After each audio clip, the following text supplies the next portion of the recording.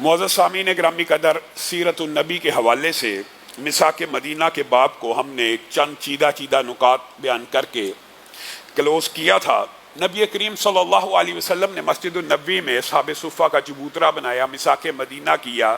مسجد النبوی کی تعمیر کے بعد جو سب سے اہم کام نبی کریم صلی اللہ علیہ وسلم نے اسلامی ریاست میں کیا وہ کیا تھا؟ نبی کریم صلی اللہ علیہ وسلم نے جائزہ لیا کہ جب مسلمان بازاروں میں جاتے ہیں تو معیشت کے اوپر یہودیوں کا کنٹرول ہے، معیشت ساری کی ساری ان کے کنٹرول میں ہے، مسلمان مظلوم اور پسا ہوا طبقہ بن جاتا ہے، یہودی سود کے اوپر لین دین کرتے ہیں، یہودی اپنے جو ان کا حساب ہے اس کے مطابق مسلمانوں سے لین دین تجارت کرتے ہیں، مسلمان مجبور ہیں، معیشت ان کے ہاتھ میں ہے۔ تو رسول اللہ صلی اللہ علیہ وسلم نے اسلامی ریاست کی جو آپ کے سامنے خد و خال بیان کر رہا ہوں ان میں سے ایک نہایت اہم خد و خال وہ یہ ہے کہ نبی کریم صلی اللہ علیہ وسلم نے مسجد النبوی کی مغرب کی جانب کیا کیا؟ کہا مسلمان اپنا ایک الگ بازار قائم کریں گے۔ یہ جو رسول اللہ صلی اللہ علیہ وسلم کی سیرت میں باب آتے ہیں نا، ان کی اگر تشریحات اور تفسیر پڑھی جائے تو اسلامی ریاستیں خود بہت ترقی کر جائیں۔ یہ روٹی کپڑا اور مکان بھی شریعت محمدیہ کے ذریعے ہر مسلمان کو مل سکتا ہے۔ نبی کریم صلی اللہ علیہ وسلم نے دیکھا معیشت پہ یہودی قابض ہیں، یہودیوں کا غلبہ کیا اپنا بازار بنانے کا اعلان کر دیا اور مغرب کے جانب ایک جگہ کو مختص کیا اور اس کا دورہ کیا، اور اس دورے کے بعد رسول اللہ صلی اللہ علیہ وسلم نے ایک اعلان کیا، یہ تمہارا بازار ہے آج کے بعد مسلمانوں، یہاں پر نہ سود ہوگا، نہ ٹیکس لیا جائے گا، نہ سیل ٹیکس ہوگا۔ مفہوم آپ کے سامنے رکھ رہا ہوں حدیث کا، یعنی رسول اللہ صلی اللہ علیہ وسلم نے اسلامی ریاست کے اندر ابتدا ہی میں آپ کے سامنے سابقہ خطبات میں جو باتیں رکھی ہیں، مساک مدینہ بھی اہم باب تھا، اصحاب صفہ کا چبوترا بھی اہم تھا، مسجد کا قیام بھی اہم تھا، لیکن ابھی ریاست کی ابتدائی خد و خال ہیں۔ تو رسول اللہ صلی اللہ علیہ وسلم نے ان ابتدائی خد و خال میں کس کا اضافہ کیا؟ بازار کا، معیشت کا۔ اور رسول اللہ صلی اللہ علیہ وسلم نے معیشت کا جو رہنما اصول یہاں پہ بتلایا وہ کیا ہے؟ مسلمانوں کا بازار اور معیشت ڈیوٹی فری ہوگی، اس کے اوپر کوئی ٹیکس نہیں لگے گا، اس کے اوپر کوئی خراج نہیں لگے گا، یہاں پہ سودی لین دین نہیں ہوگا۔ اسی لیے حضرت عمر نے یہ کہہ دیا تھا کہ مسلمان کے بازار میں وہ آ کے تجارت کرے، چاہے غیر مسلم آئے تجارت کرے اجازت ہے، لیکن وہ آئے جو اسلامی معیشت کے قوانین کو سمجھتا ہے۔ رسول اللہ صلی اللہ علیہ وسلم نے وہ کون سے خد و خال اسلامی معیشت کے اسلام میں بیان کیے؟ یہ ایک لمبا چوڑا موضوع ہے، اور اس حوالے سے انشاءاللہ سیرت کے بعد بھی جو بات ہے وہ آپ کے سامنے رکھیں گے، لیکن ابتدائی خاکہ دباچہ اور خد و خال ضرور رکھنا چاہتے ہیں۔ رسول اللہ صلی اللہ علیہ وسلم ایک طرف بازار قائم کر رہے ہیں اور دوسری طرف مسلمانوں کو ایک تلقین کر رہے ہیں کہ آج کے بعد اس بازار میں جو بھی داخل ہو وہ کیا کہے؟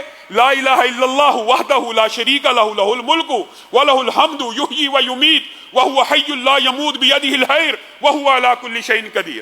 یہ کیوں کہہ رہے ہیں؟ ایک طرف بازار قائم کر رہے ہیں، اور آپ کو پتا ہے بازار دنیا کے اندر سب سے بدترین جگہ ہیں، کیونکہ یہ مادیت کی جگہ ہوتی ہیں۔ انسان ان مادیتوں میں، آپ نے اگر رسول اللہ صلی اللہ علیہ وسلم کی حدیث کو سمجھنا ہو تو آپ کسی بڑے سٹور پہ چلے جائیے، میٹرو پہ چلے جائیے، یہ جو بنا ہوا ہے ایمپوریم مال پہ چلے جائیے، اسی طرح کے مختلف مالز آپ کو شہر میں ملیں گے۔ رسول اللہ صلی اللہ علیہ وسلم 1400 سال قبل بازار کو بدترین جگہ کیوں کہہ رہے ہیں؟ کیونکہ یہ مادہ پرستی کی جگہ ہوتی ہیں، اجازت ہے، مباح ہیں، ظاہر تجارت تو ہونی ہے، لین دین تو ہونا ہے، لیکن رسول اللہ صلی اللہ علیہ وسلم ان کو بدترین اس لیے کہہ رہے ہیں کہ یہ جو لگژریز ہوتی ہیں، انسان مادیت میں مگن ہو جاتا ہے، اس مادیت کے پیچھے بھاگتے بھاگتے ایک وادی سونے کی ہو تو خواہش کرتا ہے دوسری بھی ہو۔ کیوں؟ یہ بازار انسان کو اٹریکٹ کرتے ہیں، وہاں پہ فلاں چیز پڑی ہے، وہاں پہ فلاں آئٹم پڑی ہے، وہ فلاں کے گھر میں موجود ہے، میرے گھر بھی ہونی چاہیے، مسابقت شروع ہو جاتی ہے۔ یہ بازار انسان کو اس طرف ضرور لے کے جاتے ہیں، اسی لیے ابتدا کیا کی کہ جو بھی داخل ہو یہ پڑھ کے داخل ہو۔ میں آپ کو آج یہ بات بھی کہنا چاہتا ہوں، کئی باتیں کچھ شکیل ہوتی ہیں لیکن ہو سکتا ہے اس سے کسی کو ہدایت مل جائے۔ جتنی بھی عبادات ہیں، جتنی بھی عبادات ہیں، ذکر الہی سے لے کر نماز سے روزہ زکوٰۃ، جتنی بھی عبادات ہیں ان کی ابتدا اول کہاں سے ہوتی ہے؟ عادت سے، عادت بنانی پڑتی ہے، پھر آہستہ آہستہ وہ عادت عبادت بن جاتی ہے۔ اور اس کا مقصد کیا ہوتا ہے؟ ہر عبادت کا کیا مقصد ہے؟ کیا آپ کے خیال میں اللہ رب العزت کو آپ کے سجدوں کی ضرورت ہے؟ کیا اللہ رب العزت کو آپ کو بھوکا پیٹ رکھنے کے، روزے رکھنے کی ضرورت ہے؟ یہ آپ کے اپنے لیے ہے۔ کس لیے؟ عبادت کا، ہر عبادت کا ایک ہی مقصد ہوتا ہے کہ اس کو بجا لانے کے بعد اللہ دل میں خوف خدا پیدا کر دے، اللہ دل میں تقوی پیدا کر دے۔